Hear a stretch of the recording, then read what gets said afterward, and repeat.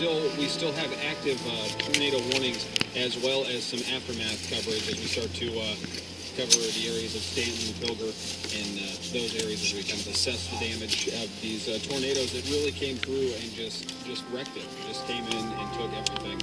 And again, of course, Dakota County, you folks are still in a tornado warning until 6 p.m. And we've had a tornado watch extension. And Tony, who's that for? We have the tornado watch extension for Dakota and Dixon counties. At the moment, that's all we have, but that runs until 10 o'clock tonight. They're keeping an eye on the weather in that area as it is indicating.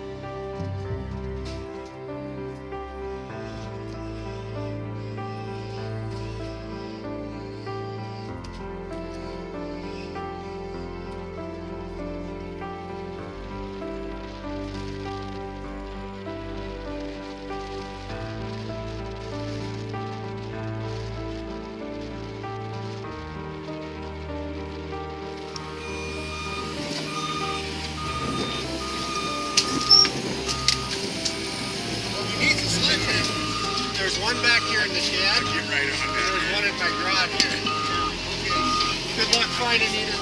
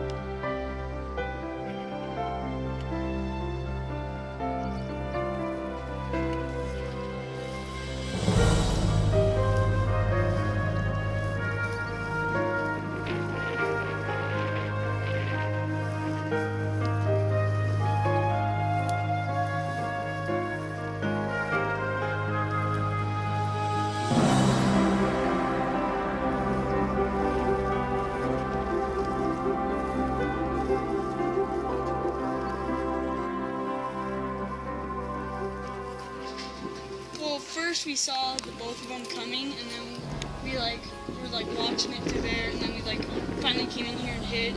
First the lights went out, and then we were just right there in that corner. And afterwards we went through there. When it went, it sort of just you could feel all the air just come up, because first it was getting impacted, and then stuff started falling everywhere, and first a couple glasses fell, and then everything just went, and then we finally looked up while we were sitting there, and it was just open skies, and we saw the trees and everything. The fuel tanks were both hissing. Stuff, and then the pigs were squealing. That was, first thing we did was look for animals and see if we could find any caches or anything. We're still looking for one cow. That's it? Yeah, we took mainly pictures of that one, but then the second one, we didn't get as many pictures because that one sort of came without a warning. Well, the first one just came, I think the first one may have missed Von Segrins, or they may have hit Von Segrins, I'm not for sure. But that one just crawled around us, I think, the first one, but then that second one just came without a warning. It just went right on top of our house. Half mile wide? It was a half mile wide. The first one was way bigger than the second one. But the second one you could tell was strong. The first one was way bigger, but you could tell that the second one was way smaller.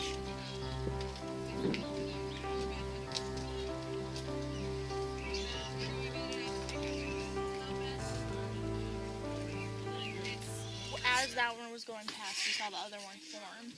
And then we're like, oh, and then we're like, whoa, that one looks a lot bigger, and it was coming right out. Yeah, I took pictures of both.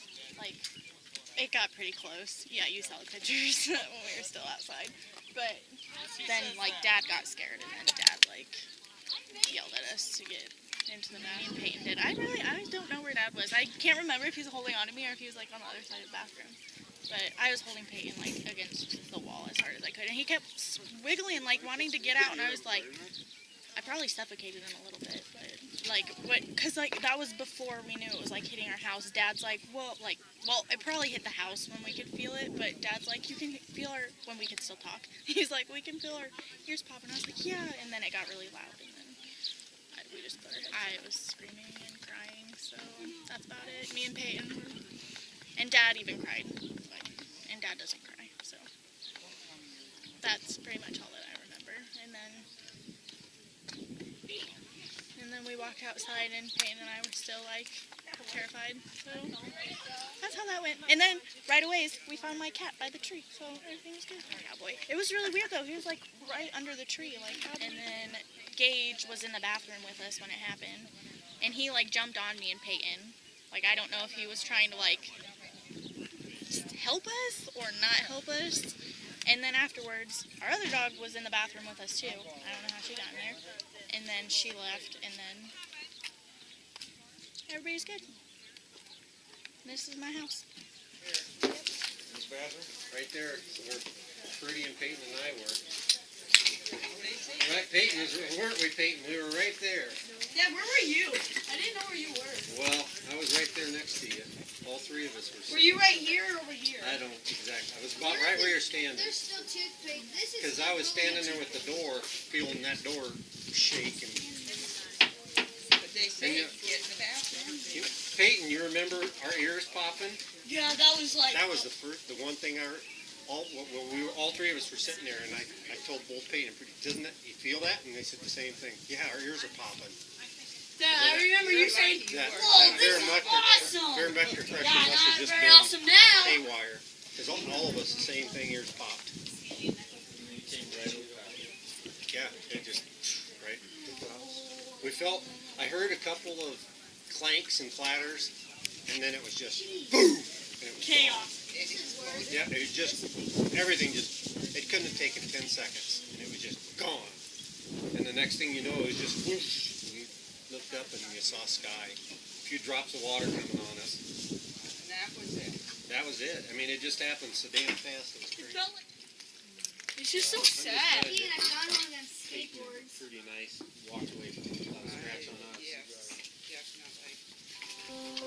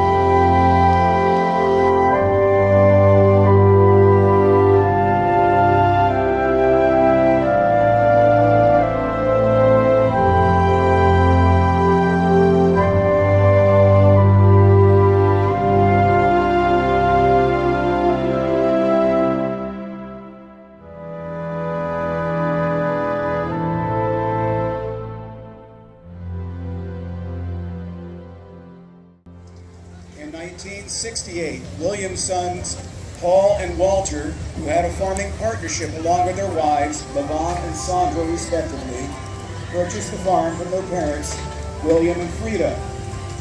Paul retired in 1997.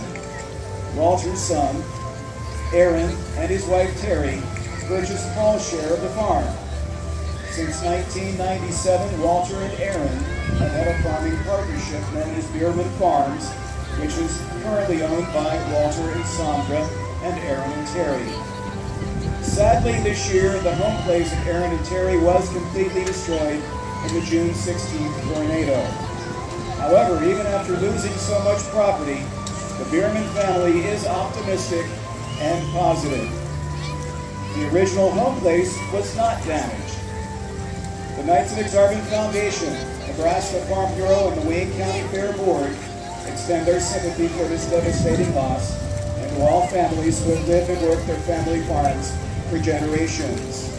The Bierman family truly represents the spirit and resilience of Northeast Nebraska farmers.